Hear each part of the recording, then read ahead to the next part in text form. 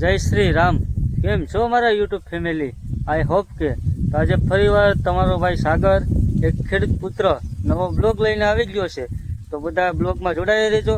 અને હા ભાઈ, તમે સપોર્ટ નથી કરતા તો સપોર્ટ કરતા રહેજો, લાઈક કરતા રહેજો અને કોમેન્ટમાં જય શ્રી રામ લખવાનું ભૂલતા નહીં. આજે આપણે આવી ગયા છે વાડીએ, કેમ કે આ માંડવીમાં પાણી વાળવું પડે એમ છે. વરસાદ આવતો નથી એટલે પાણી વાળવું પડે, કારણ કે વરસાદ ન આવે તો માંડવી હાવ પીળી થઈ ગઈ છે અને હુકાવા વધી ગઈ છે. એટલે આપણે પાણી વાળવાનું છે. ને હજી લાઇટ આવી નથી, કેમ કે લાઇટ છે ગામમાં હજી હમી થાય છે. કેમ કે હું હજી આગળ ગામમાંથી આવ્યો ને તેવો જોઈને આવ્યો, લાઇટ હજી ગામમાં હમી થાય પછી લાઇટ આવે પછી આપણે પાણી ચાલુ કરીએ માંડવીમાં.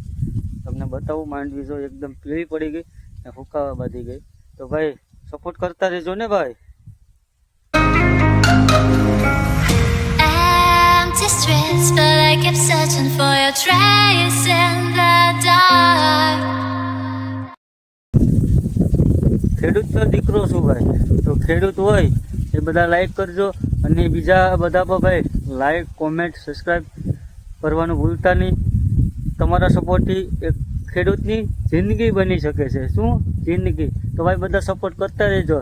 જય જવાન, જય કિસાન, જય શ્રી રામ. જય શ્રી રામ મિત્ર. લાઇટ આવી ગઈ છે.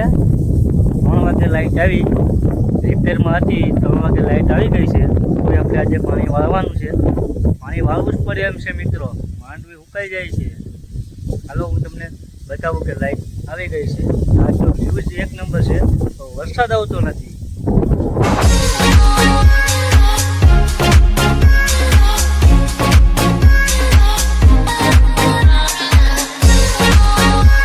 ચાલો તો તમને બધાને બતાવું કે લાઈટ આવી કે નથી આવી.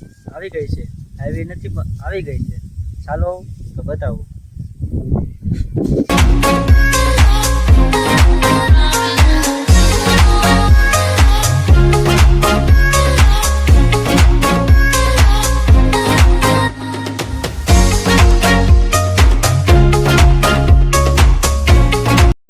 સપોર્ટ કરતા રહેજો ભાઈ. લાઇટ આવી ગઈ છે ને કન્ટિન્યુ આપણા વિડીયોમાં બનાવી જ રહેજો. હજી રાતે કેટલા વાગે કંઈ નક્કી નથી ભાઈ. મસ્ત મજાના ખેડૂતને આજે લાઇટ આવી ગઈ છે. બાવડો હાથમાં જ આપણે પાણી વાળવાનું છે આજ. તમે પણ ભાઈ જો આવી રીતના ખેતી કરતા હોય, વરસાદ ન આવે ત્યારે, તો કમેન્ટમાં લખી નાખજો હા ખેડૂત હા. અમારા વિડીયોમાં બન્યા રહેજો. જય શ્રી રામ. મિત્રો 6:30 વાગી ગયા છે ને આપણી એટલી માંડવી પી ગઈ છે. હજી ચાલુ જ છે પાણી. હજી માંડવી તો બાકી છે. હજી 2-3 દિવસ થશે, કેમ કે વરસાદના કારણે બધું સુકાઈ ગયું એટલે વાર લાગશે. અત્યારે સૂર્યદાદા પણ આત્મે છે, તો તમે ખાલી સૂર્યદાદાને દર્શન કરી લો.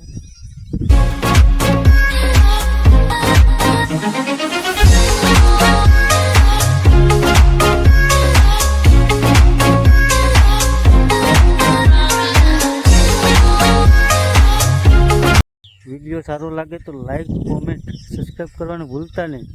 ને કોમેન્ટમાં જય શ્રી રામ લખવાનું ભૂલતા નહીં. આવા નવા વિડીયો આવતા રહેશે. સપોર્ટ કરતા રહેજો ને ભાઈ. ને વિડીયોમાં કન્ટિન્યુ બનાવી રહેજો.